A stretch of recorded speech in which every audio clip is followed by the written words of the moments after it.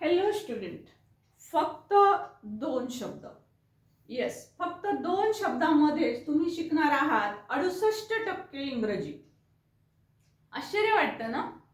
पण हे होऊ शकतं नव्हे, हेच होत असतं. फक्त आपल्याला हे दोन शब्द कोणते आहेत आणि या ज्या पद्धतीनं मी सांगते आहे त्या पद्धतीनं जर तुम्ही इंग्रजी शिकले तर मग तुम्ही कोणीही असाल, अगदी तुम्ही लहान मुलं असाल, मी पहिली दुसरीचे मुलं असाल, तिसरी चौथीचं असू द्या, 10वीचे असू द्या, 12वीचे असू द्या, किंवा कोणी जॉब होल्डर्स असू द्या, कोणी कॉम्पिटेटिव्ह एक्झाम बिगिनर्स, सर्वजण या पद्धतीनं जर तुम्ही इंग्रजी शिकण्याचा प्रयत्न केला तर निश्चितच तुम्हाला 68% इंग्रजी तर येणारच आहे. पण जी भीती असते ना की नाही इंग्रजी जमत नाही, मी खूप प्रयत्न केले पण ते जमत नाही, पण या पद्धतीनं तुम्ही नक्कीच प्रयत्न केला नसेल.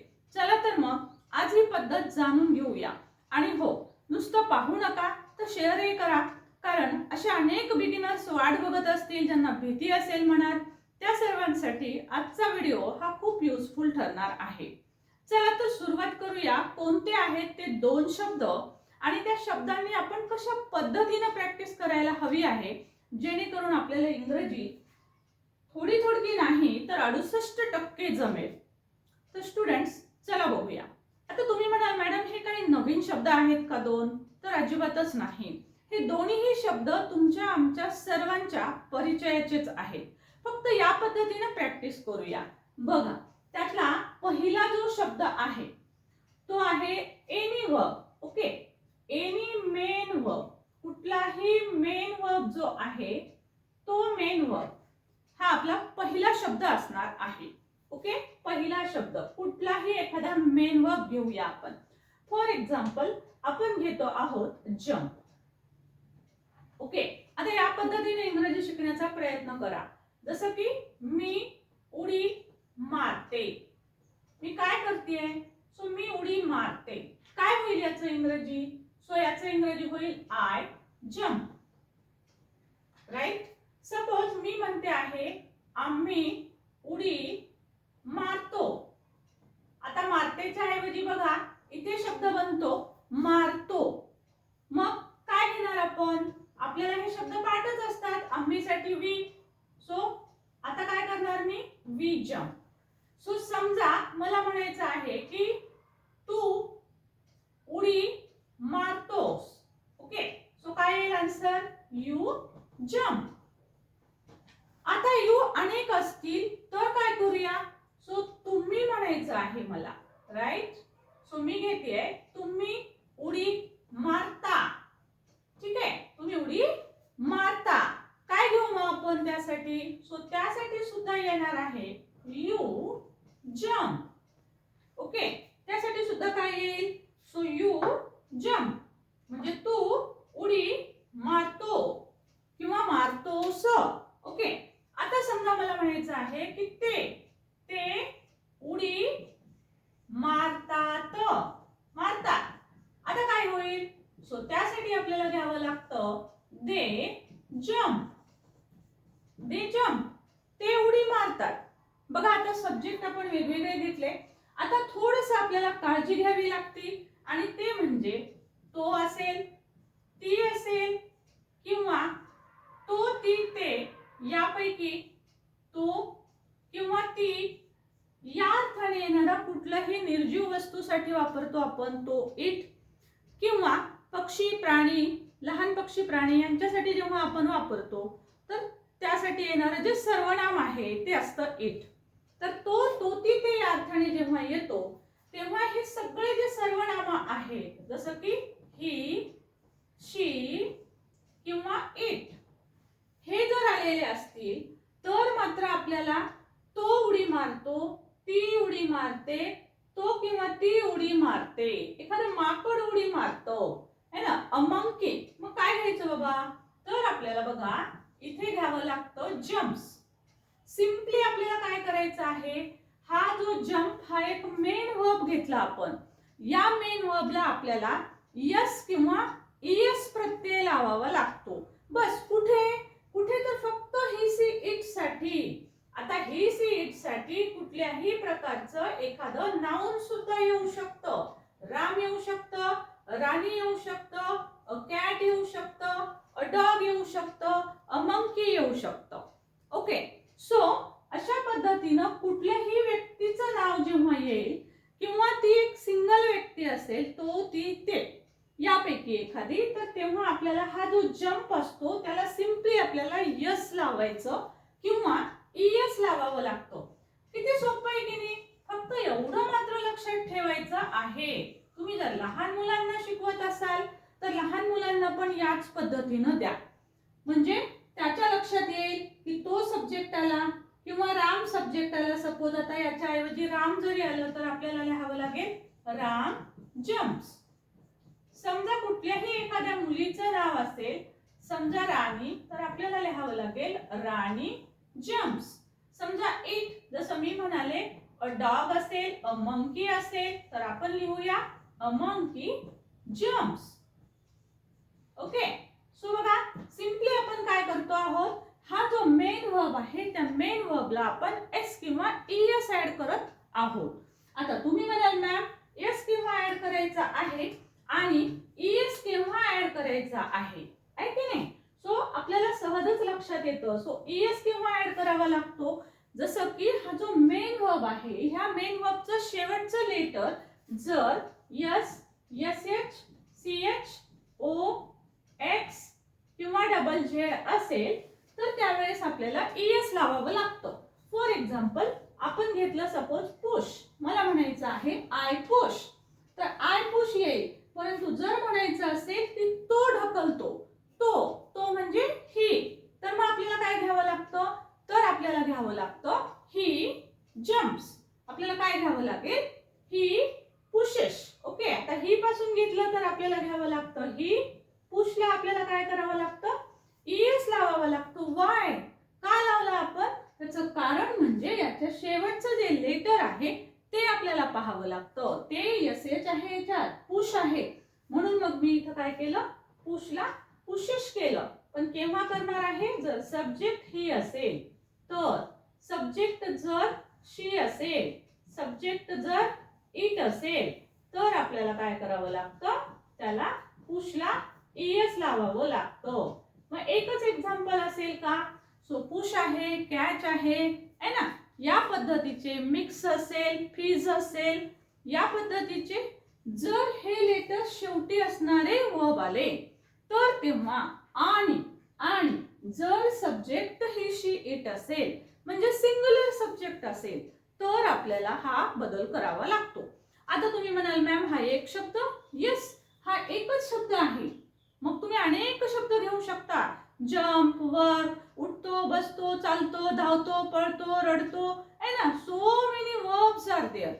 सो तुम्ही घेऊ शकता read, write, sit, jump, cry, try, close, open, यासारखे अनेक वर्ब आहेत. या वर्बचा उपयोग करून तुम्ही असंख्य वाक्य या पद्धतीनं करू शकता. जस्ट प्रॅक्टिस लाईक दिस. पण फक्त काय करायचंय, ह्या एका शब्दापासून या पद्धतीची प्रॅक्टिस करण्यासाठी मग तुम्ही जर बिगिनर्स असाल तर यासारखे अनेक वाक्य घ्या. तुम्ही इथे मी नाउन दिलेले आहेत, हे नाउन तुम्ही बदलून वाक्य करा, आहे ना. सपोज मला म्हणायचं आहे की आजी गीता वाचते, सो माझी आजी, सो मी काय म्हणेल, माय ग्रँडमा. माझी आजी काय करते, माय ग्रँडमा किंवा माय ग्रँड मदर घेऊ शकता तुम्ही. माय ग्रँडमा रीड्स गीता. तर गीता नावाचा ग्रंथ सहसा आजी आपल्या गीता वाचत असतात. सो तुम्हाला जर म्हणायचं असेल की माझी आजी गीता वाचते, दररोज वाचते, असं मला सांगायचंय, ती आजीची माझ्या हॅबिट आहे. सो मग मी सांगते माय ग्रँडमा रीड्स गीता. आता इथे आपल्याला रीड्स घ्यावं लागेल, आपल्याला यस लावावं लागेल. रीडला आपण यस लावलं. यस का लावायचं, कारण शेवटचं लेटर हे लेटर सोडून दुसरं आहे. सो हे लेटर्स असतील तर यस लावावं लागेल. हे लेटर सोडून जर इतर कोणतंही व्यंजन आलेलं असेल तर त्यावेळेस आपल्याला यस लावावा लागतो. मग रीडला डी आहे म्हणून मी इथं लावलेलं आहे यस.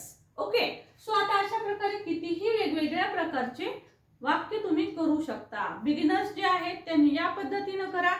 या पहिल्या एका शब्दावरून तुम्ही 60% इंग्रजी शिकू शकता. किती टक्के? 60% इंग्लिश तुमची पक्की होणार आहे. 60%. आता राहिले किती? 28%. आता बघूया कोणता तो दुसरा शब्द आहे ज्याच्या मदतीनं आपली 8% इंग्रजी पक्की होते. तुम्ही म्हणाल मॅडम एवढी पक्की होते का? 60% इंग्रजी? Yes yes yes. हा एकमेव सिंपल प्रेझेंट टेन्स ज्याला म्हणतो आपण अशा प्रकारचा आहे. हे एकदा मुलांना एसएस समजलं, एकदा हे सब्जेक्ट या पद्धतीनं समजले की 60% इंग्रजी वाचता येऊ शकतं, बोलता येऊ शकतं, लिहिता पण येऊ शकतं. लिहिण्यात पण मिस्टेक होत नाही, बोलण्यात सुद्धा होत नाही. तुम्ही या पद्धतीचे सेंटेन्सेस बोलून पहा. I jump, we jump, you jump, they jump, Ram jump, अशा पद्धतीचे वाक्य तुम्ही म्हणून पहा. तुम्ही म्हणून जर पाहिले तर तुमचं स्पोकन इंग्लिश सुद्धा निश्चितच सुधारेल. ओके, तो इंग्रजी तुम्हाला छानपैकी बोलता सुद्धा येईल. आता पाहूया कोणता आहे तो असा दुसरा शब्द. ओके, चला तर मग एक स्क्रीनशॉट घ्या, आपण दुसरा शब्द बघूया.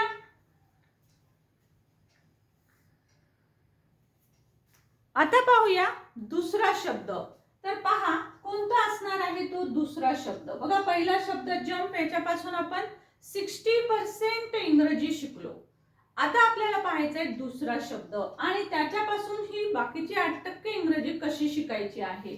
आणि हा जो प्रयत्न आहे तो सर्वांनी शेअर करा जरूर, आणि कशी वाटली ही पद्धत जरूर लिहून सांगा.